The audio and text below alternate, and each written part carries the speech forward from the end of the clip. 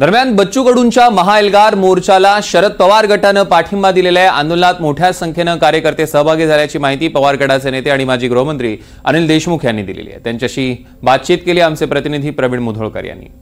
प्रहार संघटनेचे नेते बच्चू कडू यांच्या महाएल्गार मोर्चाला राष्ट्रवादी काँग्रेस पक्ष शरदचंद्र पवार या पक्षाने सुद्धा पाठिंबा दिलाय, काँग्रेसने सुद्धा पाठिंबा दिलाय, स्वाभिमानी शेतकरी पक्षाने पाठिंबा दिलाय।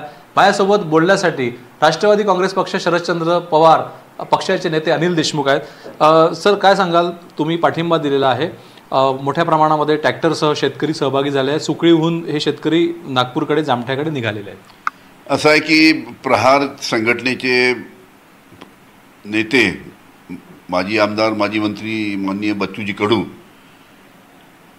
यांनी शेतकऱ्यांसाठी, शेतमजुरांसाठी, अपंगासाठी, मच्छीमार, मेंढपाळ अशा अनेक बांधवांसाठी अतिशय भव्य असा मोर्चा नागपूरला काढलेला आहे।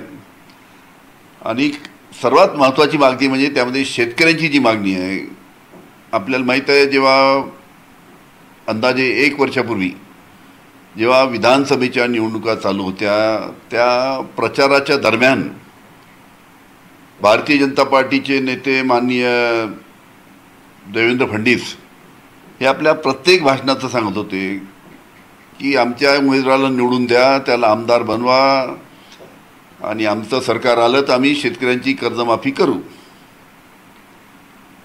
आता त्यांचं सरकार आलं, भारतीय जनता पार्टीचं। स्वतः ज्यांनी आश्वासन दिलं होतं महाराष्ट्रातील शेतकऱ्यांना, देवेंद्र फडणवीस, ते स्वतः मुख्यमंत्री झाले। आणि म्हणून सर्व शेतकऱ्यांची मागणी आहे महाराष्ट्राच्या की तुम्ही आश्वासन दिलं, तुम्ही आता महाराष्ट्राचे मुख्यमंत्री आहात, तुमचं सरकार आहे, त्याच्यामुळे तुम्ही जे आश्वासन दिलं ते आश्वासन पूर्ण करा आणि महाराष्ट्रातील शेतकऱ्यांची कर्जमाफी करा। हा सर्वात महत्त्वाचा मुद्दा आहे। सर, एकीकडे शेतकऱ्यांचा प्रश्न सगळा सुरू आहे कर्जमाफी संदर्भात जी मागणी आहे बच्चू कडू यांची, दुसरीकडे वसंतदादा शुगर इन्स्टिट्यूट जे माजरीमध्ये आहे, शरद पवार त्याचे पदसिद्ध म्हणजे पूर्वी मुख्यमंत्री होते तेव्हापासून ते अध्यक्ष आहेत, पदसिद्ध आता अध्यक्ष आहेत। अजित पवारही त्याच्यामध्ये आहे, कारखानदारी संदर्भात जेवढे नेते मंडळी आहेत त्याच्यात आहे। त्याची चौकशी सरकारनं नेमली आहे आणि ऑडिट जे केलं जातं साखर जे उद्योग आहे त्या संदर्भात इथेनॉलपर्यंत, त्याच वसंतदादा शुगर इन्स्टिट्यूटची चौकशी केली जाणार आहे।